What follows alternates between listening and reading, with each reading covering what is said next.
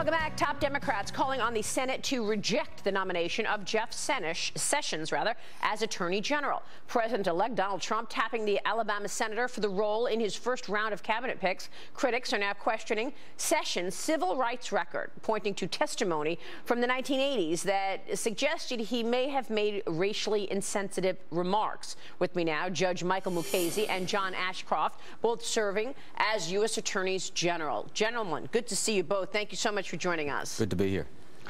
Yeah, good morning to you, Maria, and good morning to Mike. Nice to be with you again. Great to have such an esteemed group right here, your honors. Let me ask you about these attacks on Jeff Sessions. First off, there's a piece from Byron York today in the Washington Times. Attorney General Jeff Sessions is Democrats' nightmare. What is your take, Judge, in terms of what the left and the media are doing in terms of attacking Jeff Sessions right now? Well, I think they're in the business of conjuring up nightmares, and this is part of an effort, I think, to delegitimize President-elect Trump's administration, and they picked Jeff Sessions as the first target.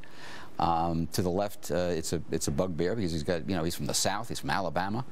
In fact, when he was coming up politically, he campaigned against George Wallace as a young Alabama Republican. So these attacks are totally unjustified.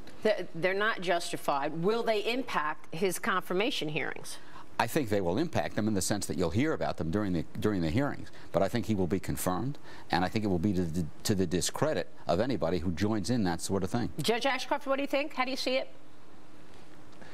Well, this is sort of the equivalent of a political drive-by assassination attempt, and it has to be that it has to be done from a speeding vehicle, because there's no truth in these. These are false accusations. They were false 30 years ago.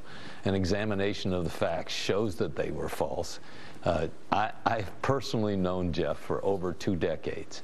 I worked with him in the United States Senate. I campaigned for him when he was Attorney General of Alabama. I have no doubt whatsoever that his fundamental awareness of America is that we all stand equally before the law, and he is for equity and fairness for every American.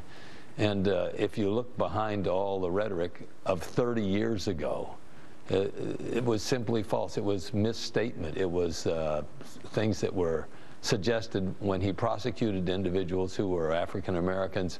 Those were for crimes against African Americans, the high-profile cases.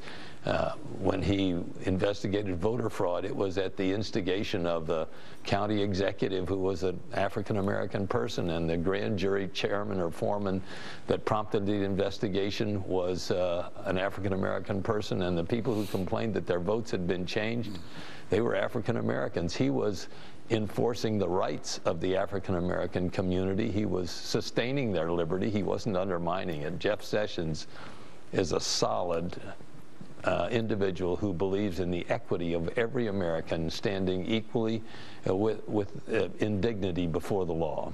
And he's also one of the most esteemed, if not the most informed individuals on immigration policy. And he's written so much about it in the Senate. I want to ask you about that because apparently there are so many laws on the books that were passed by bipartisan majorities in Congress that the president just stopped enforcing provisions of the law that he did not like.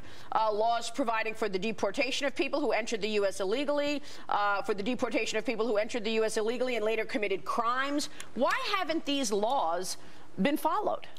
Well, I think there's been a policy by the current administration to relax enforcement of immigration laws, and that played a large part, of course, in the campaign that resulted in the election of President-elect Trump.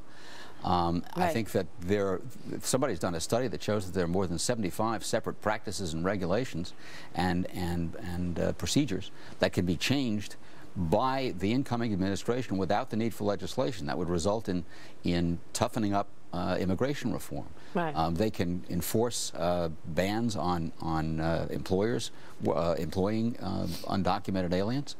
They can start enforcing the laws providing for deportation of people who commit crimes.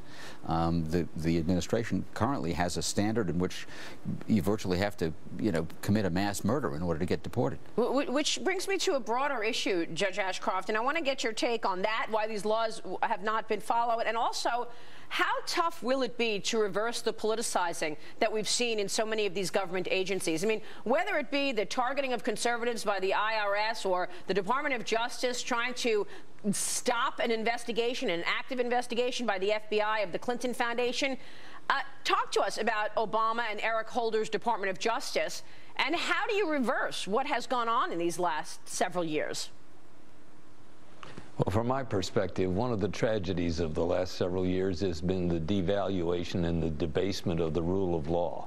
And the president has really set the tone here. When he disagreed with his own policy on Obamacare, he didn't go back to the Congress to get the law changed. He just, by executive fiat, ordered a change in the way the law was to be administered and handled.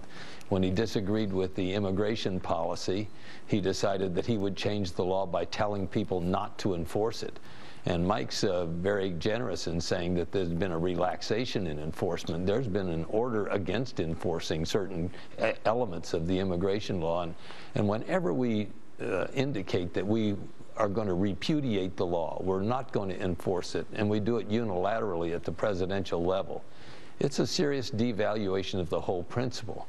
Now, I believe that a number of good, well-meaning individuals in the Justice Department, I can't speak for other departments, but I think it would be the same in other places, will welcome the idea that they have a chance to actually enforce the law in the way that they took an oath to enforce it when they took public office. So I believe there will be perhaps not a standing ovation, but there will be a substantial welcome in a number of departments of people who feel an obligation to live up to their oath of office and believe that they want to live by the rule of law rather than by the arbitrary suspension of the rule or so-called relaxation of the rule by the chief executive. Right, right. Which is why I ask, how tough will it be to reverse the mentality that has been created in the Department of Justice? Well, my view is that there will be a significant welcome. There'll be a welcome in the FBI for aggressive prosecutions for those who violate the law. There'll be a welcome in the Justice Department for prosecuting violators. Of course, when it comes to immigration now, there's a shared responsibility. Right. When I first became Attorney General, the Immigration and Naturalization Service, as it was then called, was in the Justice Department. But it will take cooperation from individuals in the Department of Homeland Security, and I'm sure there's significant awareness in those departments. As a matter of fact, most of the agents and organizations of those departments were very eager for the Trump campaign to succeed. So they want to get back to honesty and protecting the law. Real quick before you both go, I know that the investigations into the Clinton Foundation are continuing and will continue as President-elect becomes President Trump. Do you think President Obama should pardon Hillary Clinton? What do you think about where these investigations go, and what about the president pardoning her? Mike Mukasey first. I think that would be a bad idea. I think there ought to be a top-to-bottom review of what happened there, both with respect to the emails and with respect to the foundation and with respect to the investigation. There ought to be a complete review. The story ought to be told. They can then decide whether a prosecution is warranted or not. But there needs to be a full accounting first. What do you think, John Ashcroft? Well, first of all, these are very different situations.